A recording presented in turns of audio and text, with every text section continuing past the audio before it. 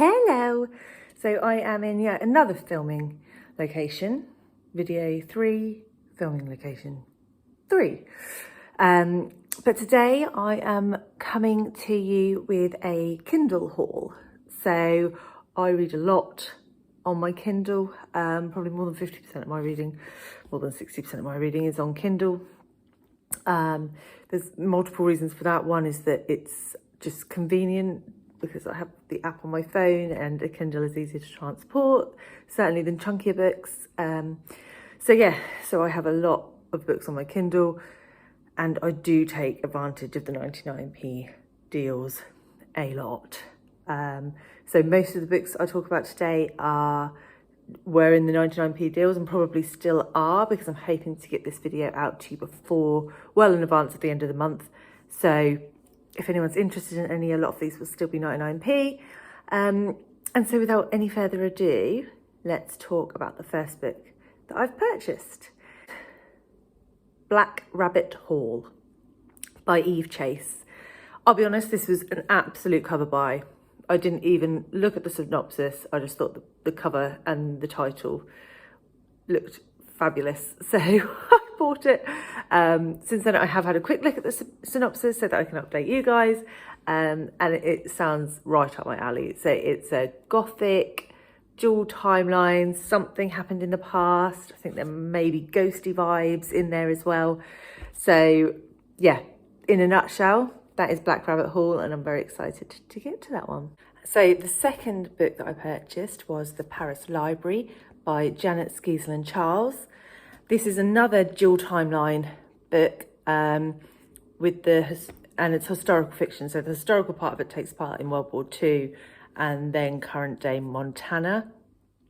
So the historical part of it follows a group of women, I believe, who try to protect the American Library in Paris when the Nazis invade. And then the current day timeline seems to follow a character who is linked to someone else, and it's linked to that past and a dark secret, something along those lines. So I'm not really sure how that ties in, obviously, at the moment, based off a very short synopsis. But I do really enjoy World War II fiction, and very much looking forward to that, and I have seen some really good reviews of it. So that's that one. Next up, I purchased Lonesome Dove by Larry McMurtry. I'll be honest, all I know about this is that it's a Western, and it is the one that I've seen mentioned several times on BookTube as, if you want to get into Westerns, give it a go. If you don't like Westerns, give it a go. It's really good. So I thought I will give it a go, though I do know it is quite a chunky boy. This is the problem when you buy books on your Kindle. You don't realise quite how big they are, but I think it is sort of like well over 500 pages, maybe closer to the 1,000 page mark. I'm not really sure. But yeah, so very much looking forward to that one. The next one that I purchased is Empire of Gold by S.A. Chakraborty, which is the third and final book in the David trilogy.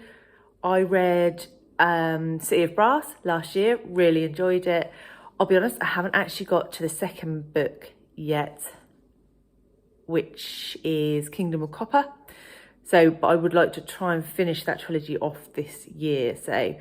But while the third one was on offer, I think it was £1.99, I couldn't resist picking that one up as well. Next up, I purchased Fahrenheit 451 by Bradbury. So it's a classic. I'm sure lots of people know what it's about. It's a dystopian where the main character's job is to burn books because they're illegal. And really that's all I know. That's all I really want to know going in, so that I can form my own opinion and not be biased by what I've heard from other people. So that one is now officially on the TBR. Next up, I purchased Uncomfortable Conversations with a Black Man by Emmanuel Acho. I'll be honest, I bought this after seeing it recommended on April's channel, Getting Hooga with It. It sounded really interesting. I read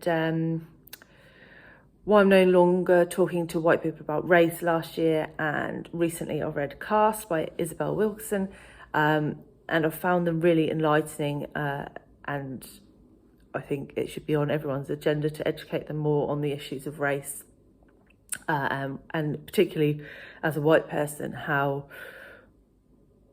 I can be more supportive of the Black Lives Matter movement, and just generally more supportive of inclusion and opposing of racism of any description. Next up, I purchased Lord John and the Private Matter by Diana Gabaldon. So this is a spin-off series from Outlander. Lord John is a character who comes in, I don't know if he's in the earlier ones, but he's certainly in the later books. So it sort of follows his story arc, I believe. Don't really know any more than that, but I've really enjoyed the Outlander series. I've read the first 5, so I've still got a couple to go, but I've really enjoyed them, so would very much like to read more from Diana Gabaldon. So the next book that I purchased was absolutely a book to maybe do it book, and that is The Black Flamingo by Dean Atta. I believe this is YA, and I don't read an awful lot of YA, but there are some where the premise sounds so interesting that I just have to give it a go. And my understanding is that this follows a young gay black man coming to terms with his identity, and then when he goes to university he becomes a drag queen or drag artist, and so I thought that sounded really interesting. And earlier this year I read All Boys Aren't Blue and absolutely loved it. I thought it was fantastic, which again is a young that was a memoir, so that was non-fiction, but a young black man coming to terms with his sexuality, and how that impacts the people around him.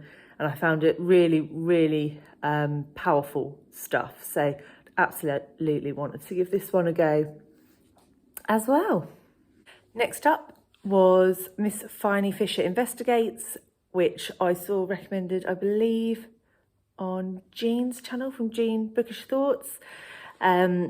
I think this is just like a cosy, investigative, sort of Agatha Christie style murder mystery type thing. I believe the author is Australian, so it's based in Australia, which is a bit different. I don't read a huge amount of Australian fiction. So yeah, so I thought, why not? And also purchased that one. Since the theme, I purchased a lot of books. There's no way I'm ever going to get through all of my TBR, but I will endeavour. The next book I purchased was Blindsighted by Karin Slaughter. Karin Slaughter is a very famous author. I'm sure a lot of you know. She writes thriller, murder mystery type books. Quite gruesome from what I've heard. I still haven't read one of her books, and I absolutely want to and need to. So I've purchased that one while it was on 99p, and I hope to get to that very soon. So then I purchased The 9 by Gwen Strauss. And this, I believe, is a non-fiction, or it's certainly based on true events, about a group of resistance women who escape Nazi Germany. And I'll be honest with you, I didn't need to know any more than that. The Nightingale is my favourite book of all time. So for those of you that haven't read it, that does feature a storyline where there's a woman in the French resistance. I also really like The Lilac Girls by Martha Hall Kelly. So this sort of thing really intrigues me, and I love reading about women in the resistance in the war, because I think, though it's becoming more popular to write about now, their stories haven't been told over the last 5 decades. Their stories are only now coming to the fore. So I absolutely had to purchase that one. Okay, and finally, I purchased Ponti by Sharlene Teo. Again, this absolutely was a cover buy for me. The cover is so beautiful, as I'm sure you will see when I put it up here or wherever there's space. And looking into it, it's based in Singapore, which is something that I don't often read, so absolutely interested in it from that perspective. And I think it follows sort of relationships, mother and daughter, and friendship relationships, and secrets, and yeah, to be honest, I don't know much more than that. But just the fact that it has a beautiful cover and it's based in Singapore was enough to add that to my Kindle also. So I think there were about 12 or 13 books there that I talked about. I hope some of them were of interest for you. I will link the names of all the books below, as well as the couple of channels that I mentioned. And yeah, thank you all ever so much for coming and listening to me again today. I really do appreciate it. If you enjoyed this content, please like or subscribe, and I will see you soon with another video.